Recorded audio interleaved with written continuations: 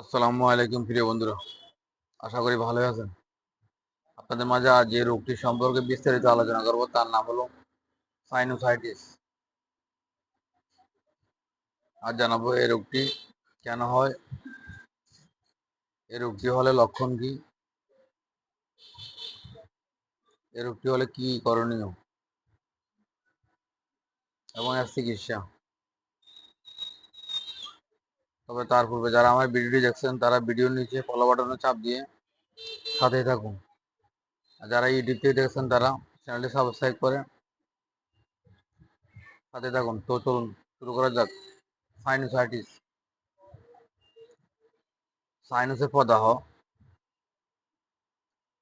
কোনোভাবে সর্দি বা মিউকাস জমলে, অর্থাৎ আমাদের এই কপালের ফ্রন্টাল সাইডে মিউকাস জমলে এবং এই মুখের ঠিক উপরে দুই সাইডে এখানে মিউকাস জমলে যে প্রদাহ সৃষ্টি হয় এটাকেই সংক্ষেপে সাইনোসাইটিস বলে। আর একটু ভালোভাবে বলতে গেলে সাইনাসের প্রদাহ কোনোভাবে সর্দি বা মিউকাস জমলে এবং জীবাণুর দূষণের জন্য এটি বেশি হয়ে থাকে।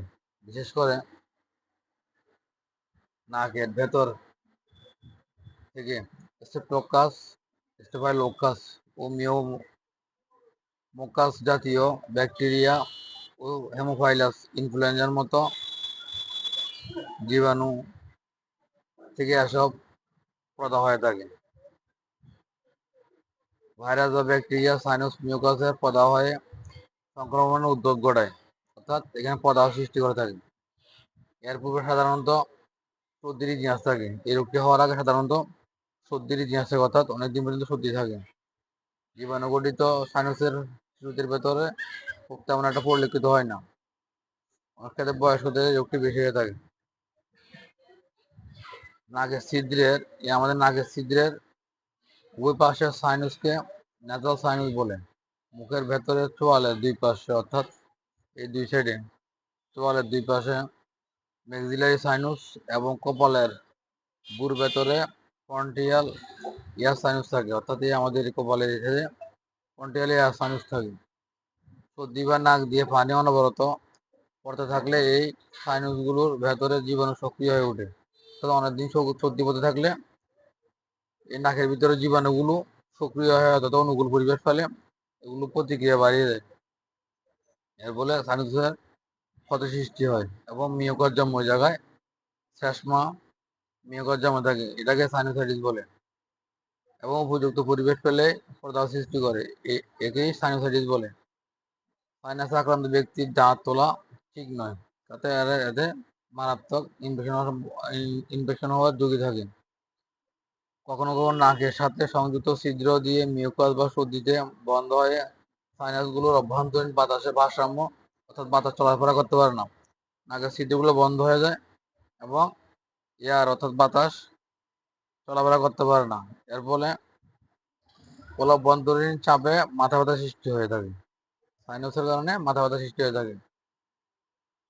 এই রোগটি সাধারণত আমরা এক্স রে করলে এখানে সাদা সাদা এক্স রের মধ্যে সাদা সাদা দেখা যাবে, অর্থাৎ ফ্রন্টাল সাইড এবং এই দুই সাইডে যদি আমরা মুখে এক্স রে করি এবং কপালের ফ্রন্টাল সাইড এক্স রে করি তাহলে এক্স রের মধ্যে সাদা সাদা শ্লেষ্মা দেখা যাবে।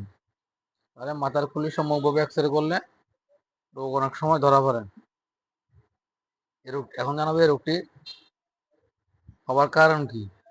এই রোগটি হওয়ার মূলত কারণ হলো নাক বন্ধ হয়ে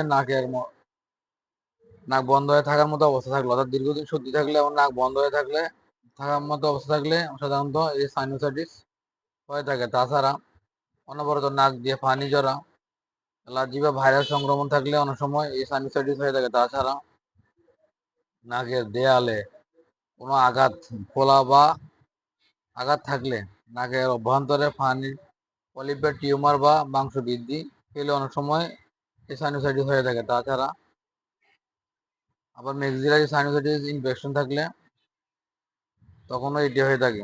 যেমন দন্তক্ষয়, মাড়ির ফোলা বা দাঁতের জটিল রোগ থাকলে ম্যাক্সিলারি সাইনোসাইটিস হয়ে থাকে। এবার জানাবো এই রোগটির লক্ষণ কি। এই রোগটি হলে লক্ষণ কি হয়ে থাকে। এই রোগটি হলে মোটামুটি লক্ষণ থাকবে মাথা বারবার হয়ে থাকে এবং মাথার সামনের দিকে ব্যথা করে, অর্থাৎ ফ্রন্টাল সাইডে ব্যথা করবে, মাথা বারবার বোধ হবে এবং কপালের ভ্রু ও চোখ, অর্থাৎ কপালের ভ্রু এবং চোখের টিপ দিয়ে ধরে রাখলে আরাম বোধ হয়, অর্থাৎ এইভাবে চাপলে আরাম বোধ হয়, ধরলে আরাম বোধ হয়। এবং একটু ঠান্ডা আবহাওয়ায় নাকের পানি ঝরে, সর্দি প্রতিনিয়ত লেগেই থাকে এবং নাক দিয়ে শিরশির করে, কখনো কখনো চোখ দিয়ে পানি ঝরে এবং ঘন সর্দি বের হয়। নাকের নাক মুখ খোলা থাকে, অনেক সময় মনে হয় আবার আক্রান্ত সাইনাসাইটিস, চাপ দিলে ব্যথা বোঝা যায়। গলারও বারবার মনে হয় এবং প্রায় নাক বন্ধ থাকে, জ্বর উঠতে পারে অনেক ক্ষেত্রে। গোটা শরীর অর্থাৎ পুরো শরীরটা আমাদের অনেক সময় ব্যথা করে। এখন জানাবো এই রোগটির চিকিৎসা কি। এই রোগটির চিকিৎসা মূলত পূর্ণ বিশ্রাম ও শরীর উষ্ণ রাখা। যেহেতু এটি একটি ইনফেকশন জনিত রোগ, তাই আমাদেরকে অবশ্যই এখানে অ্যান্টিবায়োটিক অ্যাপ্লাই করতে হবে, অর্থাৎ অ্যান্টিবায়োটিক দিয়ে চিকিৎসা করতে হবে। সেই ক্ষেত্রে আমরা সেফিজিম জাতীয় গ্রুপের ওষুধ দিতে পারি, এটি একটি সেফ ড্রাগ। সেক্ষেত্রে আমরা স্যাপথ্রি অথবা অরসেপ জাতীয় ট্যাবলেট দিতে পারি 200 mg 400 mg, বয়স ও ওজন অনুসারে সকালে একটি রাতে একটি করে 7 দিন, অর্থাৎ 7 থেকে 10 দিন দেওয়া যেতে পারে 2 বেলা। শিশুদের ক্ষেত্রে যথারীতি সিরাপ আকারে পাওয়া যায়, সেক্ষেত্রে সিরাপ আকারে স্যাপথ্রি সিরাপ 6 মাস থেকে 1 বছর হাফ চামচ করে দৈনিক 2 বার সকালে এবং রাতে। 1 থেকে 4 বছর শিশুদের জন্য 1 চামচের 3/2 অংশ সকালে এবং রাতে 7 থেকে 10 দিন, এবং 5 থেকে 10 বছর শিশুর জন্য 1.5 চামচ করে সকালে, 1.5 চামচ রাতে করে 7 থেকে 10 দিন দেওয়া যাবে। অথবা এই গ্রুপের ওষুধ ছাড়াও আমরা অন্য একটি ওষুধের গ্রুপ দিতে পারি, সেক্ষেত্রে আমরা এজিথ্রোমাইসিন গ্রুপ দিতে পারি। এজিথ্রোমাইসিন যথারীতি জিম্যাক্স ট্যাবলেট 500 mg বয়স ও অনুসারে একবেলা একটি করে 5 দিনে বাসে দিতে পারি। শিশুদের ক্ষেত্রে যথারীতি জিম্যাক্স সিরাপ, সেক্ষেত্রে 6 মাস থেকে 3 বছর বাচ্চার জন্য হাফ চামচ একবার, এবং 3 থেকে 7 বছর বাচ্চার জন্য 1 চামচ করে একবার দৈনিক 5 দিন, এবং 8 থেকে 10 বছরের বাচ্চাদের জন্য 1.5 থেকে 2 চামচ করে দৈনিক একবার করে 5 থেকে 7 দিন দেওয়া যাবে। এই রোগটিতে যেহেতু নাক বন্ধ থাকে, তাই আমরা জাইলোমেটারিন জাতীয় গ্রুপের ড্রপ দিতে পারি। সেক্ষেত্রে ড্রপ অ্যান্থেজল, ড্রপ রাইনোজল এই জাতীয় ড্রপ দিতে পারি। শিশুদের জন্য যথারীতি 0.05% এবং বয়স্কদের জন্য 0.1%।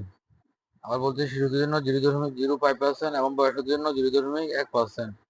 3-4 বার 2-3 ফোঁটা করে নাকে দিতে হয়, নাক দিয়ে টানতে হয়, তাহলে ভালো উপকার পাওয়া যায়। এবং নাক দিয়ে অনবরত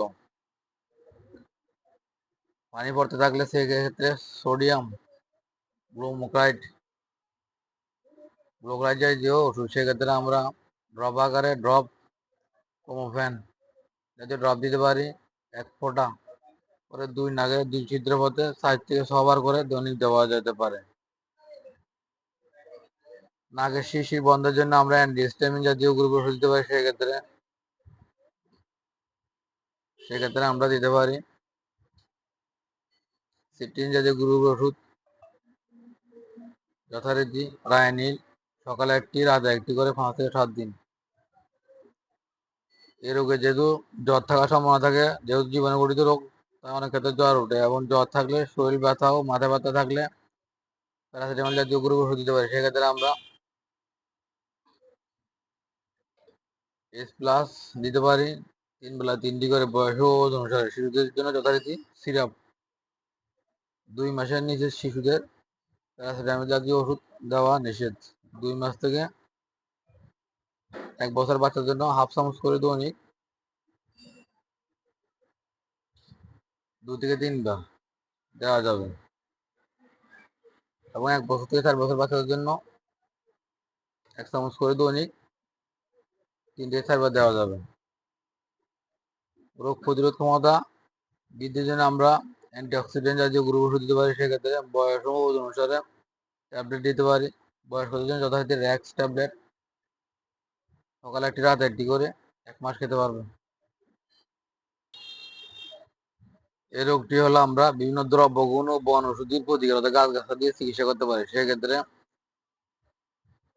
দুগ্ধে অর্থাৎ গরুর দুধে পানি মিশিয়ে 1 গ্রাম চূর্ণ হাতিমের ছাল দিয়ে খানিকক্ষণ পানিতে ফুটিয়ে খেলে সর্দি ও তরল বের হয়ে যায়।